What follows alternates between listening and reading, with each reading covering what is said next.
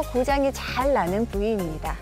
관절이라는 것이 쓰면 쓸수록 잘 닳아지는 데다가 특히 무릎은 하루에도 수십 번씩 움직일 정도로 우리 몸 중에 가장 바쁜 부위이기 때문인데요.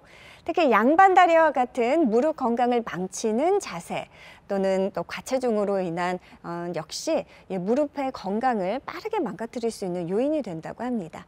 평소에 바른 자세 그리고 적절한 체중 관리도 역시 신경 써 주시기 바랍니다. 자, 생방송 건강콜센터 오늘은요, 무릎 관절 질환을 비수술로 치료하는 방법이란 주제로 무릎 퇴행성 관절염에 대해서 알아보겠습니다. 방송과 함께 여러분들의 건강 고민 해결 도움 드리려고 하는데요. 여러분들의 무릎 관절 건강을 위해 도움 말씀 주실 전문의 모셨습니다.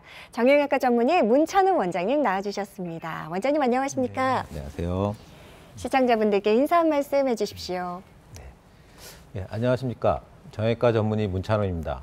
여러분의 불편하고 아픈 무릎 오늘 궁금증 풀어드리도록 하겠습니다. 네. 특히 큰 수술 받을까 봐 무서워서 병원 가기도 주저하셨던 분들, 지난 20여 년 동안 무릎만 전문했던 제가 무릎의 비수술적 치료에 대해서 알기 쉽게 전달해드리도록 하겠습니다. 네. 든든합니다. 원장님과 함께 오늘 무릎 관절 건강 잘 챙겨보겠습니다. 혹시 좀 궁금하신 분이 있다면 지금 아래로 나가고 있는 번호로 전화 주시면요. 여러분들의 건강 고민 해결 저희가 방송 중에 직접 도움 드리도록 하겠습니다. 자, 구체적으로 무릎 관절 건강 관리에 대해서 좀 알아보겠습니다. 먼저 가장 많은 불편을 호소하는 관절하면 역시 무릎일 텐데요. 원장님, 대표적인 무릎 질환 그리고 증상, 문제가 나타났을 때 증상들 짚어볼까요? 네. 그래도 우리가 나이를 먹어가면서 무릎에서 가장 많이 만나게 되는 병이 바로 퇴행성 관절염입니다. 왼쪽 사진에 보시는 것처럼 관절 연골이 닳고 뼈가 틀어지게 되면 이렇게 관절이 내려앉게 되는데요. 네. 관절을 그렇게 내려앉게 되면 조금만 움직여도 아프고 쉽게 물이 차고 무릎을 구부리고 펴는 게 다 안 되게 되고요. O다리나 X다리 같은 그런 변형까지 생기게 됩니다. 그런데요, 최근에는 젊은 분들도 야외 활동이 많고 스포츠 부상이 많아지면서 오른쪽에 보시는 것처럼 관절 연골이 이렇게 다쳐서 벗겨지게 되면 바로 관절염이 바로 시작하게 되는데요. 네. 이거 치료를 제대로 안 하고 방치하게 되면 왼쪽처럼 결국 망가지게 됩니다. 그래서 이런 걸 제때 제대로 된 치료를 받는 게 중요하겠습니다. 네. 원장님 말씀하신 대로 퇴행성 관절염이 요새는 꼭 어르신들에게만 나타나는 질환이 아니고요. 다치거나 무리한 사용으로 인해서 젊은 층에도 많이 발생하고 있습니다. 자, 무릎 관절염이 시작됐습니다. 그런데 좀 방치하고 참고 넘어가게 되면 원장님 역시 문제가 발생하겠죠? 네, 맞습니다. 저희가 무릎 관절이 괜찮을 때는요, 달리기를 해도 등산을 갔다 와도 안 아프고 잘 쓸 수가 있죠. 그러다가 관절이 닳거나 다쳐서 벗겨지게 되면은 슬슬 염증 반응이 생기면서 관절에 물이 차고 아프고 불편한 게 생기게 됩니다. 네. 근데 이때 제대로 치료를 하지 않고 계속 방치하게 되면 지금 사진에 보시는 게 말기 관절염인데요. 네. 관절은 다 닳아서 뼈끼리 서로 붙어버리게 되고요. 다리는 이렇게 심한 오다리 변형을 보이게 됩니다. 저 정도 말기 관절염으로 진행하게 되면 조그마한 일상생활만 하더라도 쉽게 아프고 붓기 때문에 활동을 거의 못하게 되고요. 자연히 활동이 줄다 보면은 우리 몸에 다른 건강도 위협을 받게 됩니다. 이게 처음에는 무릎만의 문제였는데 이걸 치료를 하지 않고 방치하게 되면은 결국 전신 건강까지 안 좋아지는 그런 결과를 얻을 수 있기 때문에 미리 무릎이 불편해지기 시작하면 그때 치료를 바로 시작하는 게 좋습니다. 네. 처음에는 무릎만의 문제였습니다. 하지만 제때 치료하지 않고 방치하게 되면 전신 건강으로 다 문제가 생길 수 있다는 점 원장님께서 강조해 주셨습니다. 자, 이렇게 문제가 생겼습니다. 무릎 이제 좀 단계적으로 치료도 좀 접근을 해야 될 것 같은데요. 원장님 단계적 치료 방법 설명해 주십시오. 네. 처음부터 바로 수술하는 건 아니고요. 저희가 아픈 지 얼마 안 됐다거나 관절이 비교적 괜찮을 때는 저희가 물리치료나 도수치료, 재활치료 또는 약물이라든지 일반 주사치료 같은 보존적 치료를 먼저 시행하게 됩니다. 네. 이런 보존적 치료를 충분히 했는데도 결과가 좋지 않거나 아니면 관절이 이미 너무 나쁜 경우에는 작게 하는 관절경 시술이라든지 크게 하는 인공관절 치환술 같은 그런 수술적 치료를 보통 하게 되는데요. 네네. 최근에는 이 중간 단계로 줄기세포라든지 자가연골세포 치료라든지 또는 일반적인 주사가 아닌 증식주사 같은 비수술적 치료들이 많이 개발되어 있기 때문에 네. 수술적 치료를 하기 전에 이런 비수술적 치료 먼저 생각해 봐야 될 것 같습니다. 사실 수술이란 두 글자만 듣기만 해도 가슴이 철컥 내려앉습니다. 가능하면 그렇게 가지 않고 비수술적 치료로 잘 다스릴 수 있으면 좋을 텐데요. 다양한 비수술적 치료법들 가운데 먼저 줄기세포 이식술, 어떤 치료법입니까? 네. 우리 몸의 관절 연골이라는 부분은 사실 손상이 되면 자연적으로는 재생이 안 되는 부위입니다. 그래서 과거에는 한번 저렇게 손상이 되고 나면은 넉넉 기다렸다가 다 망가진 다음에 치료를 하게 됐는데요. 네. 최근에는 이 줄기세포 치료제라는 게 나왔습니다. 여러분들 줄기세포 많이 들어보셨죠? 줄기세포는 우리 망가지거나 다친 조직을 다시 만들어주고 재생시켜주고 염증을 다스려주는 아주 고마운 기능을 가지고 있는데요. 네. 불행히도 우리 몸에는 이제 어른이 되면 줄기세포가 거의 남아있지 않게 됩니다.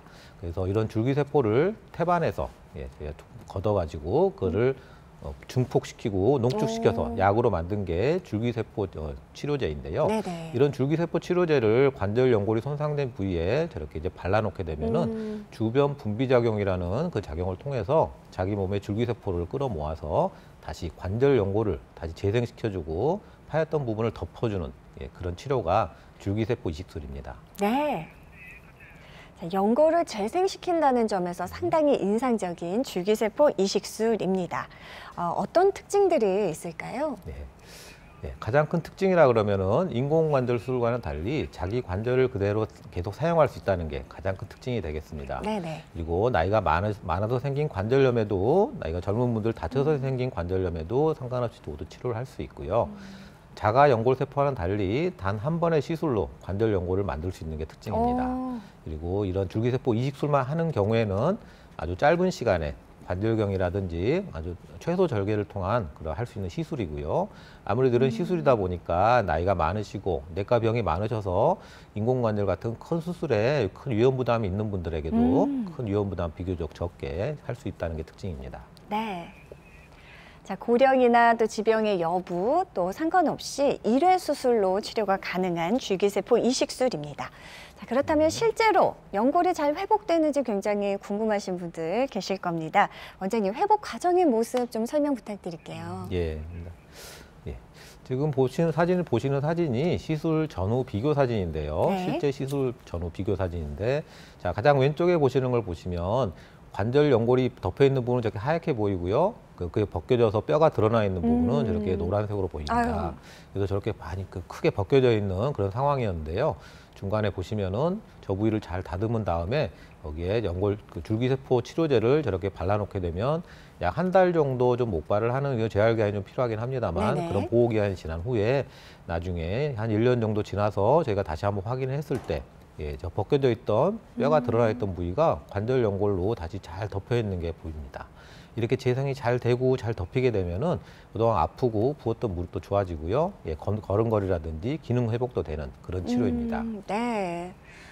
다 벗겨졌던 연골이 줄기세포 치료를 통해서 매끈하게 회복된 모습 사진으로 확인했습니다. 자, 줄기세포 이식술 또 인공관절 수술 이 두 가지의 분명 차이점이 있을 것 같아요. 예. 아무래도 이제 우리 관절염이 심해졌을 때 받을 수 있는 치료라는 건 공통점인데요. 네. 근데 일단 인공관절 수술이라는 거는요, 자기 무릎은 일단 포기하고 거기에 특별하게 만들어진 기구를 삽입하는 건데요. 아무래도 삽입하려다 보면은 큰 피부 절개가 필요하고요. 뼈도 깎아내야 되고 하는 좀 큰 수술이 들어가게 됩니다. 네. 아무리 큰 수술이 들어가다 보니까 저희가 이제 재활 기간이라든지 회복 기간에 좀 이제 좀 기다란 게 좀 문제가 있고요. 무엇보다도 가장 큰 불편은 자기 무릎이 아니기 때문에 무릎을 쪼그리는 동작이 좀 제한을 받게 되는데요. 반면에 줄기세포 이식술은 말 그대로 이제 시술이기 때문에 짧은 시간에 그리고 최소 피부 절개로 가능하기 때문에 회복이 빠르다는 게 장점이 되겠고요. 인공관절 수술에 비해서 가장 큰 장점이라면 네. 자기 관절을 계속 사용하기 때문에 쪼그리는 게 제한을 받거나 하는 그런 것이 없다는 게 가장 큰 특징이 되겠습니다. 줄기세포 이식술과 인공관절 수술 두 가지의 비교 차이점 확인했습니다. 자, 그렇다면 실제 치료 사례 좀 소개해 드릴게요. 먼저 70세 어머님께서 받으셨죠. 예.